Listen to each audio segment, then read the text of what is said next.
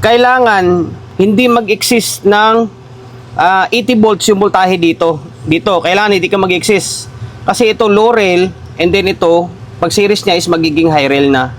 Ngayon, ito, tingnan nyo, sukatan ko to dito Nasa 59 lang siya nasa 58 nga lang 'Di ba? Nasa 58 volts lang siya 58 BDC lang. Napasok. 58 lang Ito yung update sa ADMC 3000 na ginawa natin ng video nung nakaraan na bali parang recondition. Ano man tawag doon. 'Di ba may kulang na capacitor, sabi ko dadagdagan natin. Dito may kulang dito. Meron siyang 4, 8, bali 8 slot na kulang na maliliit. Ayun, sabi ko dadagdagan natin yun, kaso lang wala tayong pandagdag na maliliit, di ba? Ang sabi ko papalitan ng malalaki na lang. Ayun, ito na siya, ito na yung update. Binunot natin sa may Atlantic Pro natin na capacitor, mga Orig yun. Atlantic Pro na amplifier ko dito, nakauyan na yun wala na yung board, naibenta na. Transformer na ibenta na. Ito yung capacitor. Capacitor dito gagamitin natin dito. Kaya ito second hand to. Sa totoo lang guys, mas maganda pag gumamit ng second hand na galing yung mga Orig na amplifier. Kasi sigurado ka na Orig yung parts. Okay, ayan. Value niya ay 80 volts. Yan, 80 volts lang yan Pakita ko sa inyo. Yan, 80 by 10,000 microfarad yan. 80,000 by 80,000. 80 volts by 10,000 microfarad. Okay. Dalawa dito. Ito guys, diskarte na lang ito. Wala tayong ibang paraan kundi ganitong diskarte. Kasi hindi tayo makapaglagay dito. Hindi pwede dito kasi bangga. Hindi kasya. Hindi rin dito pwede, hindi kasya yung dalawa dito. Hindi rin kasya yung dalawa rito. Kundi dito na lang talaga. Ngayon, maharangan yung hangin. Okay lang kasi may butas naman siya Diretso naman yung hangin yan. Diba? Kundi kaya pwedeng lagyan pa ng karton to dito para yung hangin diretso lang sa dyan. Okay, importante malagyan natin ng capacitor. Same din dito. Yan, dinikit natin yan. May sealant tayo na mapandikit na matibay. Okay, 4 na piraso. Inulit natin.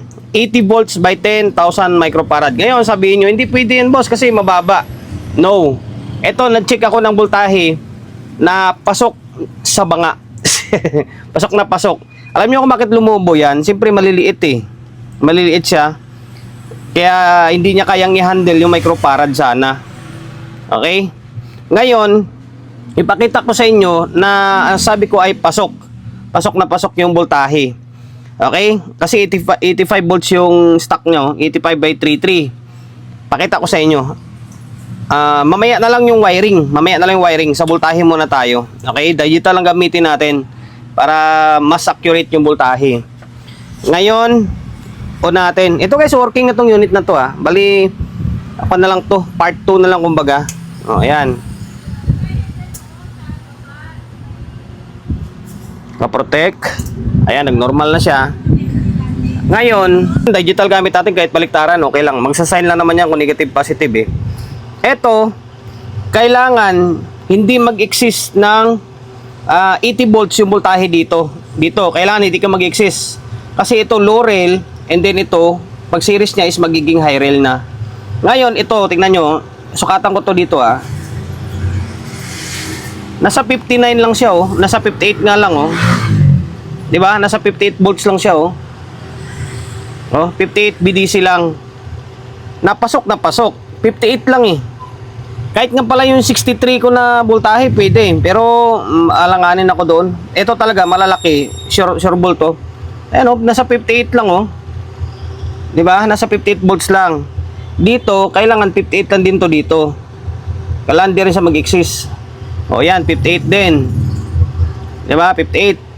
Ngayon, dito, 58 din. Kailangan hindi rin siya mag-exist ng 58 dito. 58 din. Dito. 58 lang din siya Kaya lang, hindi natin tusok na maayos Ayusin natin. Ayan, 58 din 'Di ba? 58 volts lang yung pumasok diyan. Ibig sabihin, merong siyang headroom na napakalaki pa. Napakalaki pa ng headroom niya sa 80 volts. 'Di ba? na safe pa rin. Kahit nga 71 volts dito, pwede, pasok eh. Ang 63, pwede na sana yon yung maliliit na binili natin. Pero alanganin siya ako sa microfarad niya, mabababa. Kaya ito, pasok na pasok to. Ngayon, ang 58 plus 58 mo magiging 116, di ba? 116 volts yan kapag naka rail to rail. Ngayon, ito, rail to rail tayo. Ayun dito. Sukatan natin ha. Ito, dulo-dulo yan. Kasi, ito na yung second step niya or pangalawang voltahe. Yan 117 lang siya oh. Diba? 117 lang oh. 117 lang. Yung capacitor natin, 80 plus 80 equals 160, diba? Napakalayo. 160 na yan kapag pinag-series mo. Kasi naka-series yan oh. Series parallel kasi ito. O 160. Napakalayo ng headroom niya. Ngayon dito ay same din dito, 117 oh. 'Di ba? Ang layo. Meron pa tayong headroom ng mga nasa 50 volts pa. Okay, 'yun, pasok na 'yan. 'Yun yung unang natin, conclusion. Conclusion ba tama ba? Ngayon, sa connection naman tayo. Ngayon, ang gagawin mo diyang connection, pag ganituin mo pwesto, kung hindi mo kabisado, ako kasi kahit balibaliktad, okay lang, masusundan ko pa rin. Pero kung hindi mo kabisado na gagawa ka ng ganitong diskarte, di ba, ito, nakatutok to dito lahat ng negative dito sa may kaliwang side. Ganun din ang gagawin mo. Tutok mo dito, 1, 2, 3, 4. Apat, di ba? Lahat ng negative na sa kaliwang side. Lahat ng nasa kaliwa, negative. Lahat na nasa kanan is positive. Ngayon, yung unang butas dito, yung unang paa niya, ilalagay mo siya dito sa dulo rin. Ayan, dulo siya dito. Yan, nasa positive yan. Kahiliran ng nasa dulo na kapasitor. Ito. Ngayon, yung negative nito, tapos positive dito, magsisiris lang yan. Magkadugtong yan. Magkadugtong sila. Tulad nito, sundan mo. Ito, di ba, magkadugtong lang, oh. Yung itong side na to. Yan, kasi nga, nakasiris yan. Ngayon, ang gagawin mo, idudugtong mo lang ito. Dugtong mo to, tapos isang wire na lang gagamitin mo. Isang wire na lang. Pwede naman kung dalawang wire, kung marami kang wire, dalawang wire, oh. Mula dyan, ikukunik mo dito sa paa nito. Tapos yung isa, ganun din, ikukunik mo sa dyan. Pero, sayang naman yung wire, di ba? Tapos dadami lang yung wire na nakalatag dito. O ito, dudugtong mo lang to dito. Dugtong mo siya. Tapos, lalatag mo yung wire papunta dito. Ito siya. Ayan. Nakakuan siya. Nakakumon pa rin siya dyan.